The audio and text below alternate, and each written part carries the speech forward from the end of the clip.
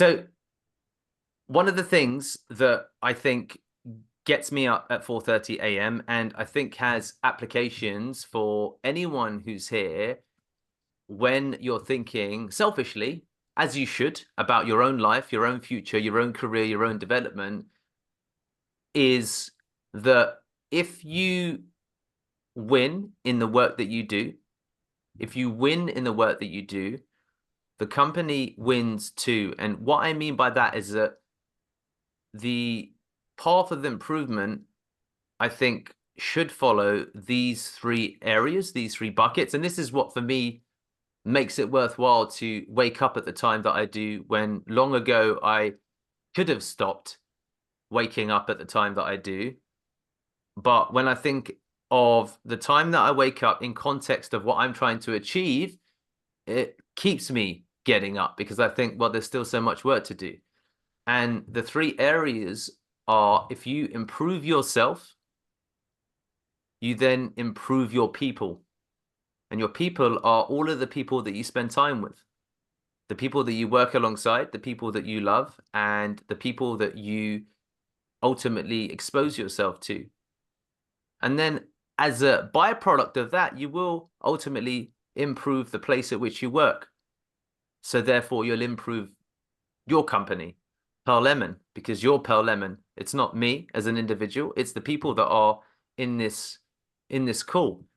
And practically, I think that what that means is understanding that your ultimately ability to do things that are transformative in your own life very much rest upon your ability to be excellent at any of the things that you do in life. So being, or at least striving for excellence, is quite a difficult thing to do. It's an extraordinarily difficult thing to do, because if you take audit and take stock of your life, well, you all, to a degree, will have areas of our life where we're sloppy. Some of those areas will be self-evident. For some of you, it's diet. For some of you, it's exercise. For some of you, it's self-education, self-esteem, mindset, technical knowledge, communication, sales ability. It's different for different people. And there's ultimately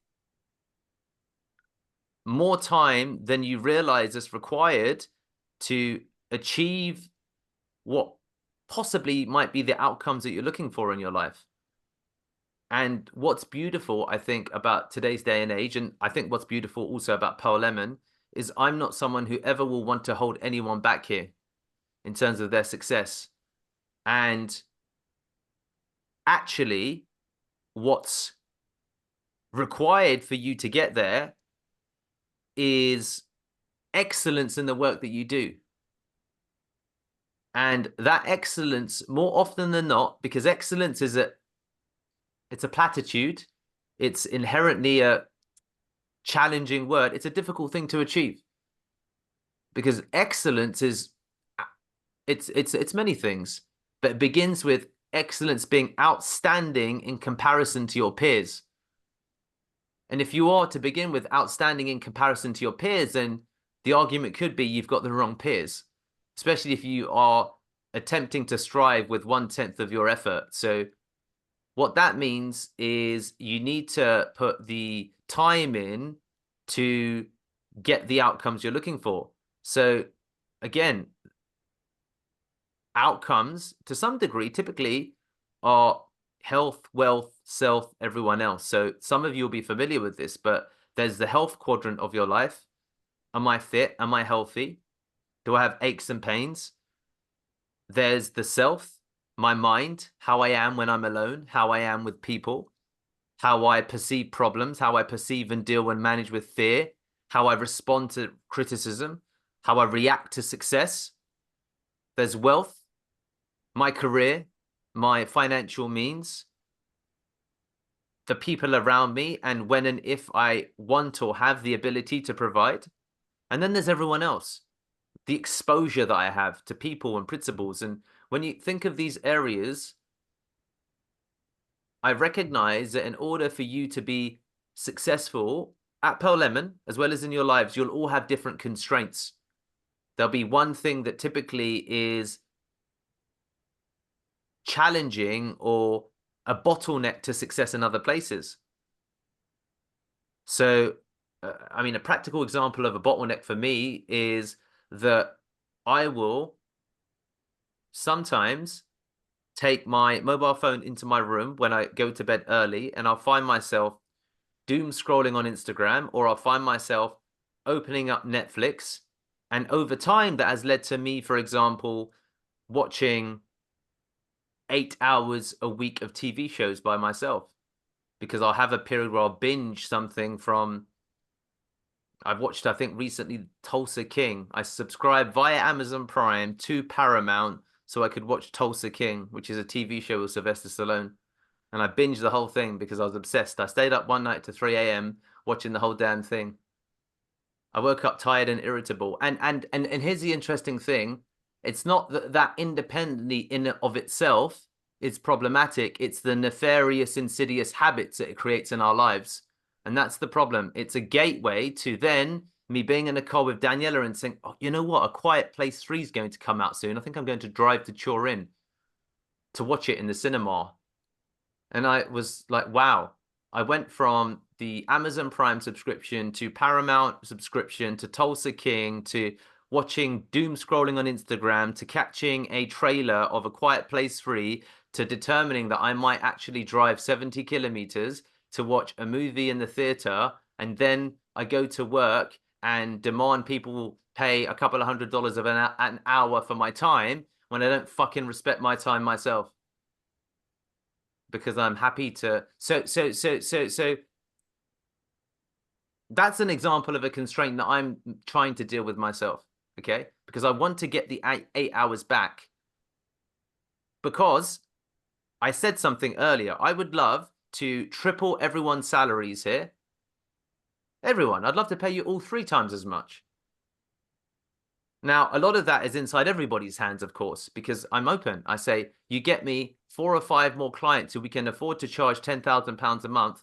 Everyone benefits, okay? And part of that bigger journey is me figuring out how to take Pearl Lemon from $1 or $2 million a year to 10 million to 100 million. And the reality is, the truth of it is that I don't exactly know how to get there because I've never done that before. I've got some theory.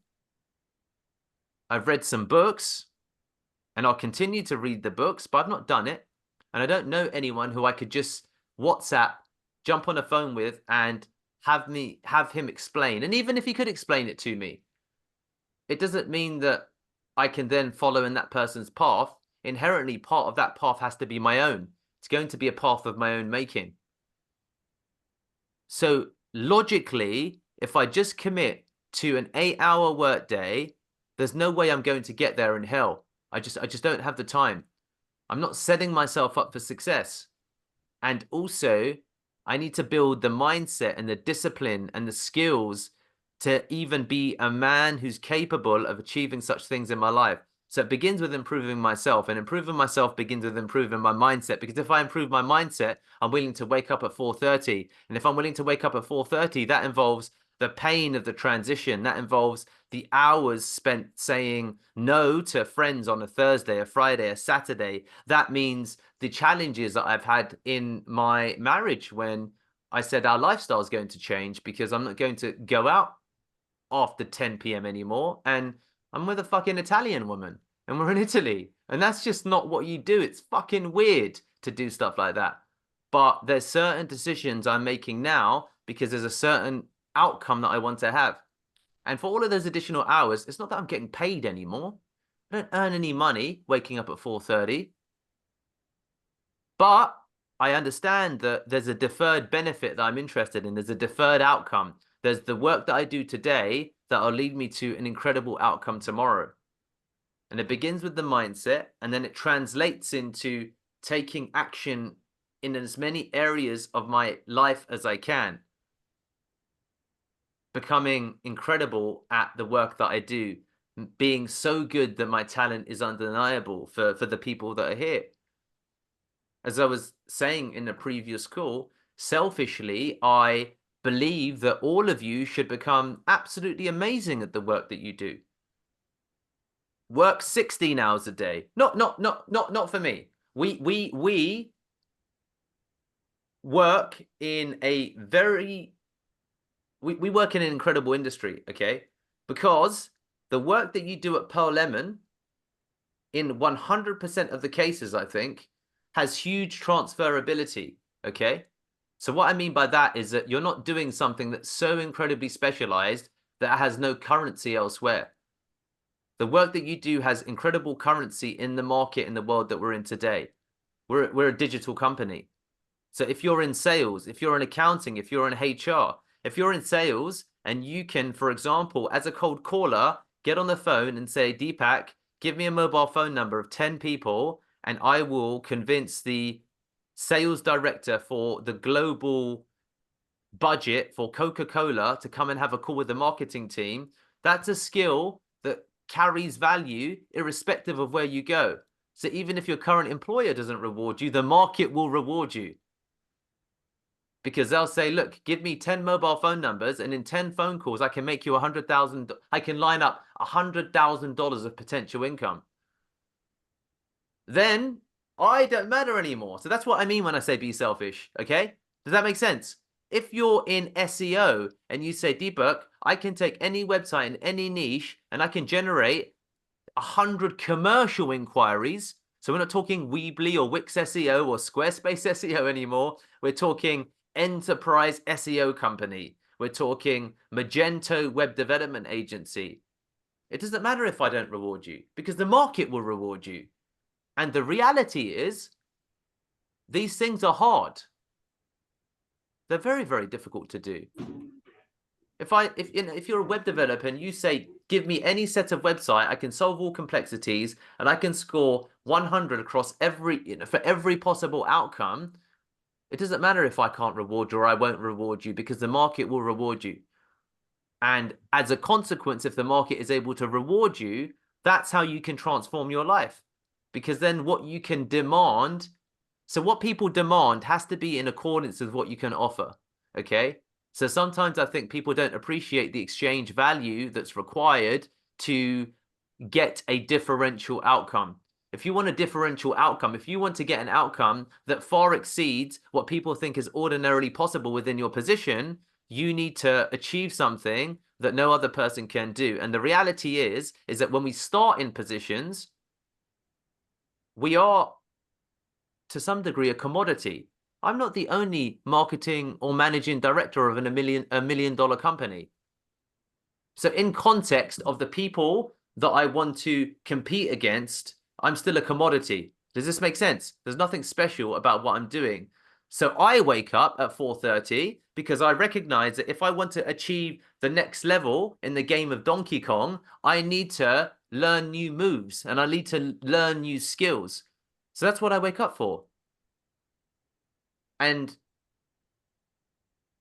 that means for the departments that you're all in, if you learn the set of skills that you will begin to then generate the appropriate outcomes. And as a consequence of the appropriate outcomes, you will be rewarded by the market. But doing that is hard because you begin in a position of commodity. That's why none of us in this room are coming in and none of us are neurosurgeons. But yet we expect the same ascent of recognition. No one here and no one in digital or web needs to go to school for 10 years to practice. But then people assume that you don't need to put the 10 years of practice in to get the result that you're looking for. Of course you do. Of course you do. Otherwise, you remain a commodity. Otherwise, your set of skills at some point are accessible in the marketplace for a percentage of your current salary. Because there's going to be some other person like me, and I'm not alone, who's prepared to say, you know what I did? I woke up at 5-4 every fucking day and I learned what was necessary to differentiate myself. And as a consequence, I've got a differential result. And that's why it's worth improving yourself. And that's why in improving yourself, people begin to take notice and you begin to improve the people around you. And everyone wins. Everyone wins, guys. And that's why it's worth working hard when you understand what the reasons for working hard are for. So if you're, for those of you who are watching who aren't part of Pearl Lemon, if you're at a place where working hard correlates with doing process-driven work that you see no conceivable development from, get out. You're in the wrong fucking team. That's not the kind of work that's ever worth putting the hours in. If you are at Pearl Lemon, guys, honestly, I'm telling you that those are the skills that would those are the outcomes that would differentiate you. But don't think you can do it in an 8-hour workday. It's hard. It's hard. It's really hard, and it takes time because as you go up the levels, you discover there's other levels that you've never even seen before, and that reaching one peak only yet reveals another. But it's important to focus on the peaks that are in front of you, and that begins with, as I said, improving yourself. We will all have a garden in this life that God or whoever you believe is your creator has given us. And in our garden, we will have our own trees, okay? There's going to be 4 trees. The 4 trees are health, self, wealth, and everyone else. And it's up to you to determine how you water those trees and whether for the life that you have and the time that you have on earth, whether you want to be the warrior in your own garden or simply a gardener during a war, because the war will come. The war always comes. The war is life. It's moving out of home. It's understanding that life is unfair. Things are made unequal. You won't just be given breaks because you feel you deserve them, and no one deserves anything. Rewards are given to those who put the effort in. Without exception, find anyone who is massively successful, and you won't find anyone who hasn't put fucking hard work in once you explore their story.